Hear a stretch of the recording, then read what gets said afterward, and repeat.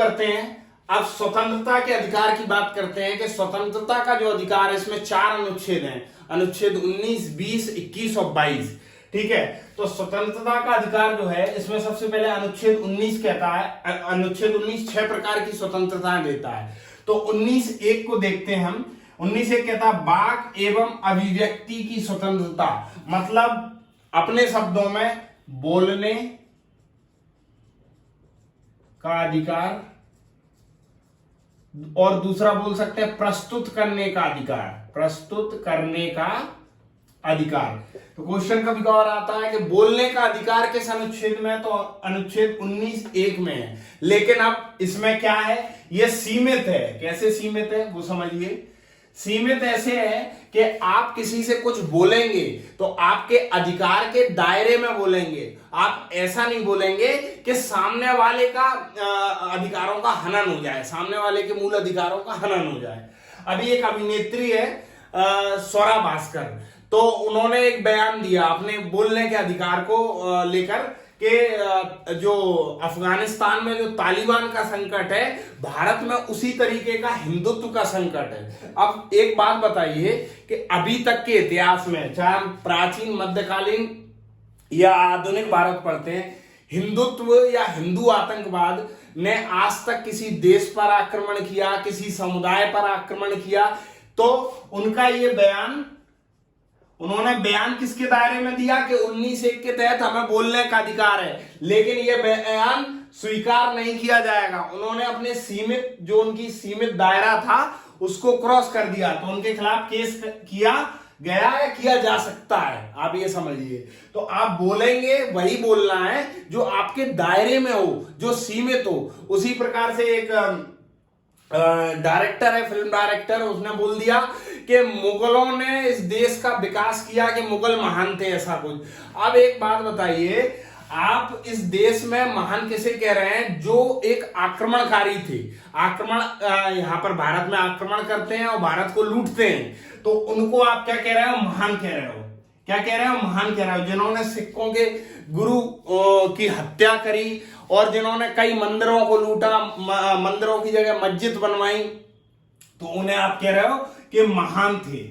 क्या थे, महान। तो ये आपने किस आधार पर बोला, मेरे बोलने के अधिकार पर। लेकिन यहां पर जो बहुसंख्यक लोग हैं हिंदू, उनकी भावनाओं का क्या हुआ, हनन। इसको समझिए, उनकी भावनाओं का हनन हुआ। तो जब उनकी भावनाओं का हनन हो रहा है तो ये उनके मूल अधिकारों का हनन हो रहा है। तो इनके खिलाफ कबीर खान है, कौन है, उनके खिलाफ केस किया जाएगा। क्यों? क्योंकि आपने अपने अधिकार का उपयोग कर कर दूसरे के अधिकार का हनन किया। तो बोलने का अधिकार हमने बोला ना, सीमित है भैया, तो आप कुछ भी नहीं बोलोगे। उसी प्रकार इसी में प्रेस की स्वतंत्रता भी आती है, अभिव्यक्ति 19(1) में प्रेस की स्वतंत्रता भी आती है, क्वेश्चन आ सकता है। ठीक है। 19(2) कहता है शांतिपूर्ण व हथियार रहित सम्मेलन की स्वतंत्रता। अब देखिए, आपको शांतिपूर्ण रह के कुछ भी, जैसे सरकार ने कोई नीति बनाई, उसके विरुद्ध अगर आप वो करते हो, आंदोलन करते हो, तो शांतिपूर्ण होना चाहिए। आप सम्मेलन करते हो तो शांतिपूर्ण होना चाहिए, तथा उसमें हथियार नहीं होने चाहिए। अगर ऐसा होता है तो फिर आपके खिलाफ कार्रवाई करी जाएगी। वह आपका मूल अधिकार नहीं है। अगर आप AK-47 लेके चले गए साहब आंदोलन करने और सरकार के विरुद्ध, तथा शांतिपूर्ण और हथियार रहे, ये सम्मेलन की स्वतंत्रता। इसका एक और वो एग्जाम्पल याद रखिए कि अगर आपने सम्मेलन, मतलब आप कैंडल मार्च निकाल रहे हो, कोई भी मार्च निकाल रहे हो, अगर आप सरकारी संपत्ति पर सरकारी संपत्ति को नष्ट करते हो, सरकार की जो संपत्ति उसको नष्ट करते हो, तो भी आपके खिलाफ कार्रवाई की जाएगी। तीसरा 19(3) संगम या सहकारी समिति बनाने की स्वतंत्रता। संगम यानी संगठन, आपको संगठन बनाने की स्वतंत्रता होगी। तथा अब संगठन ऐसा संगठन नहीं कि आतंकवादी संगठन बना लिए और आतंकवादी गतिविधियों को अंजाम दे रहे हो। संगठन वो होगा जो देश हित के लिए होगा, जो लोकतांत्रिक ढंग से बना होगा। ठीक है। सहकारी समिति शुरुआती मूल संविधान में नहीं था।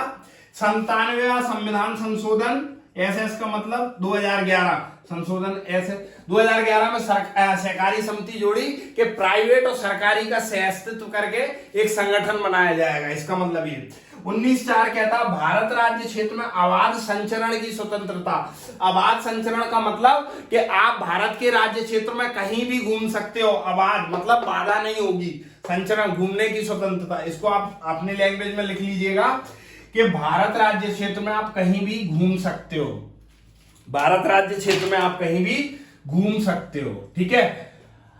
अब घूम तो सकते हो, लेकिन इसमें भी क्या है, सीमित है। कैसे? अब मान लीजिए कोई सेंसिटिव एरिया है, कोई जनजातीय क्षेत्र है, वहां पर आपको घूमने की स्वतंत्रता नहीं दी जा सकती बिना परमिशन के, या कुछ वहां की जो अथॉरिटी है उनकी परमिशन लेनी पड़ेगी।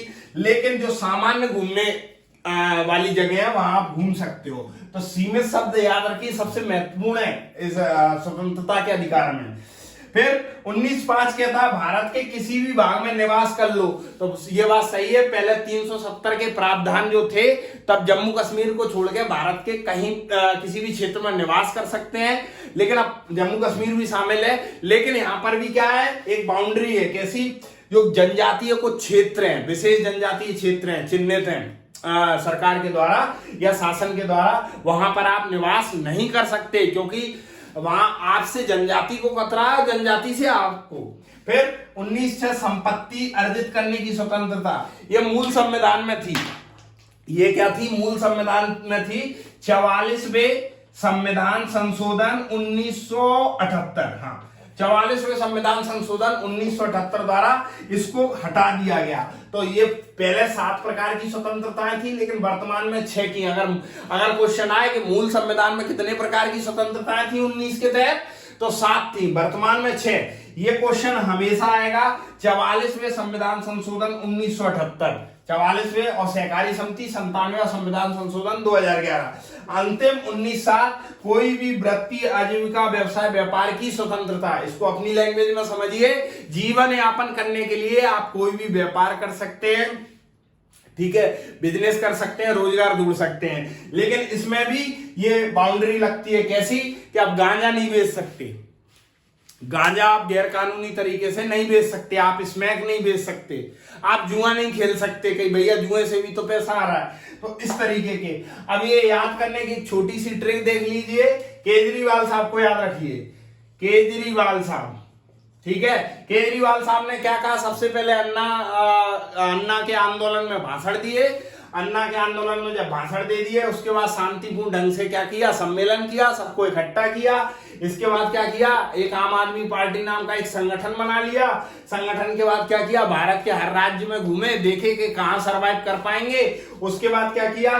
भारत में दिल्ली में निवास कर लिए। निवास के बाद ये तो हट ही गया, और इसमें मुख्यमंत्री बन के अपने रोजगार का साधन ढूंढ लिया, ठीक है। तो चलिए शुरू करते हैं स्वतंत्रता के अधिकार का अगला अनुच्छेद, अनुच्छेद 20। अनुच्छेद 20 क्या कहता है? अपराधों के दोष सिद्धि के संबंध में संरक्षण। तो अपराधियों को क्या क्या संरक्षण दिए गए हैं ये देखिए मूल अधिकार कितने महान है कि अपराधियों को भी दिए गए हैं संरक्षण। पहले ही कहता है भूतलक्षी दांडिक विधियों से संरक्षण। अब ये तो संविधान की भाषा है। तो भूतलक्षी दांडिक विधियों से संरक्षण मतलब पुराने कानून के तहत सजा नहीं दी जाएगी। मान लीजिए चोरी की सजा आज से 25 साल पहले थी 20 साल, और वर्तमान में 5 साल, और उसने क्राइम वर्तमान में किया है, तो 20 साल की जगह नहीं 5 साल सजा दी जाएगी। तो कहा गया है कि पुराने जो कानून है उनके तहत वर्तमान में सजा नहीं दी जाएगी। दूसरा कहता है दोहरे दंड से संरक्षण। एक क्राइम का, अगर किसी व्यक्ति ने एक क्राइम किया है तो उसके 2 दंड नहीं दिए जाएंगे, उससे संबंधित एक ही सजा दी जाएगी, दोहरे दंड से संरक्षण। तृतीय बोलता है अपने विरुद्ध गवाही देने से संरक्षण। मतलब अगर कोई अपराधी है और उसने अपने विरुद्ध गवाही दी है, मतलब उसने गवाही उसकी रिकॉर्ड कर ली, तो वह गवाही मान्य नहीं होगी। क्यों नहीं होगी? इसके पीछे रीजन ये है, मान लीजिए पुलिस ने किसी अपराधी को पकड़ लिया, अब वो अपराधी था ही नहीं, एक नागरिक को पकड़ लिया, वो अपराधी था ही नहीं, अब उस पे गन पॉइंट के उस पे जबरदस्ती उससे अपराध कबूल करवा लिया। तो अपराध जो कबूल करवा लिया तो कहीं ना कहीं जबरदस्ती है ना, मूल अधिकार का हनन है। इसलिए अपने विरुद्ध गवाही देने से संरक्षण, मतलब अपने विरुद्ध जो गवाही दी जाएगी वो मान्य नहीं की जाएगी। तो अनुच्छेद 20 हम समझ लेते हैं इस प्रकार। चलिए, तो स्वतंत्रता के अधिकार का अगला अनुच्छेद है अनुच्छेद 21। अनुच्छेद 21 क्या कहता है? प्राण एवं दैहिक स्वतंत्रता। प्राण एवं दैहिक स्वतंत्रता मतलब प्राण यानी जान और दैहिक यानी शरीर। प्राण एवं मतलब जान की और शरीर की सुरक्षा, स्वतंत्रता। इसको हम दूसरे शब्दों में एक और चीज बोलेंगे कि जीवन जीने का आधार, जीवन जीने की स्वतंत्रता, जीवन जीने का आधार नहीं, जीवन जीने की स्वतंत्रता। ये भी इसी को बोलते हैं हम। ये तो संविधान की बात है, संविधान के शब्द हैं या हमारे शब्द हैं। जीवन जीने का अधिकार या जीवन जीने की स्वतंत्रता। अब इसमें एक चीज लिखी है, वंचित विधि द्वारा स्थापित प्रक्रिया के से। तो देखिए, प्राण एवं दैहिक स्वतंत्रता से व्यक्ति को तभी वंचित किया जा सकता है जब विधि यानी कानून द्वारा कोई प्रक्रिया के द्वारा। एग्जाम्पल से समझिए, जैसे किसी व्यक्ति को मृत्यु दंड दिया गया हो। अब मृत्यु दंड किसने दिया? न्यायालय ने दिया। तो वो ये नहीं कह सकता कि मेरे आर्टिकल 21 का उल्लंघन है। क्यों? क्योंकि वंचित तभी कर पाएंगे जब विधि के द्वारा स्थापित प्रक्रिया यानी कानून के द्वारा ही वंचित किया जा सकता है। तो अनुच्छेद 21 में जो जीवन जीने का अधिकार है, अब इसको थोड़ा सा और डिटेल समझिए। अब जीवन जीने का अधिकार तो है। अब हमने बोल दिया एक व्यक्ति है, उसे काल कोठरी में बंद कर दो, कह दो जीवन जी तो रहे हो, अधिकार है तुम्हारा। तो ऐसा जीवन नहीं। जीवन कैसा होना चाहिए? जीवन होना चाहिए गरिमापूर्ण, गरिमापूर्ण, सम्मानजनक, ठीक है, इस तरीके का जीवन होना चाहिए। इसके साथ साथ अनुच्छेद 21 में काफी ऐसे अधिकार हैं जो जीवन से ही संबंधित हैं। जैसे उनको हम देख लेते हैं।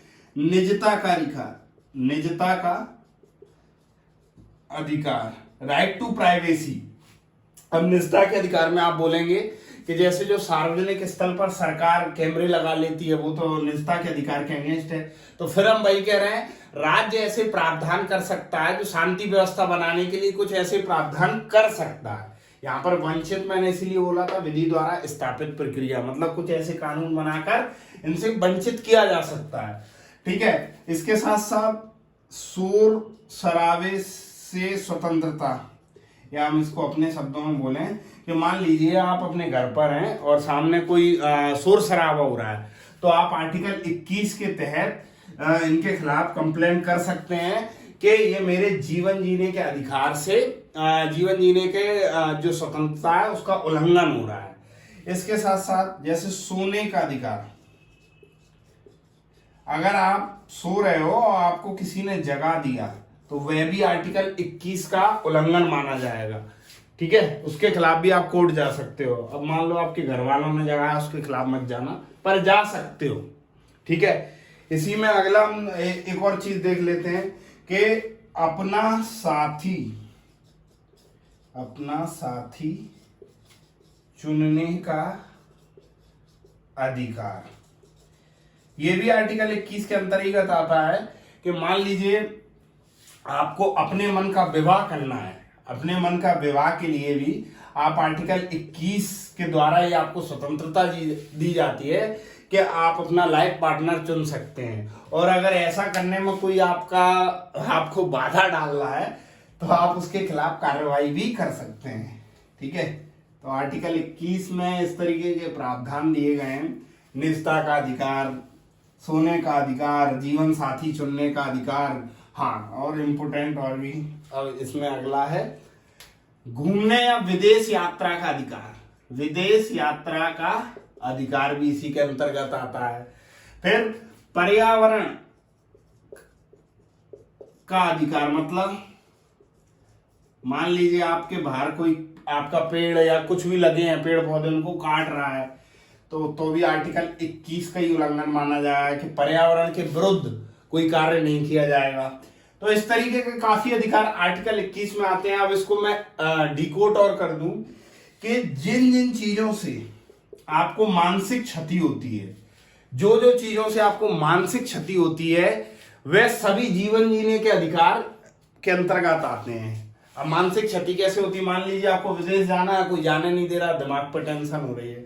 आपको अपने पसंद का विवाह करना है लेकिन कोई करने नहीं दे रहा है, दिमाग पर टेंशन हो रही है, ठीक है। और इसके साथ साथ कोई शोर शराबा कर रहा है, आपको हेडेक हो रहा है, वो भी मानसिक क्षति हो रही है, ठीक है। अब इसमें एक क्वेश्चन और बनता है, क्या हम अपनी प्राण इच्छा मृत्यु या प्राण खुद त्याग सकते हैं क्या इस अधिकार के तहत? तो जी नहीं, हम अपने प्राण नहीं त्याग सकते हैं इस अधिकार के तहत, ठीक है। इसी का एक अनुच्छेद 21 का इसमें जोड़ा गया 86वें संविधान संशोधन 2002 द्वारा निःशुल्क शिक्षा, किसे? 6 से 14 साल के बच्चों को।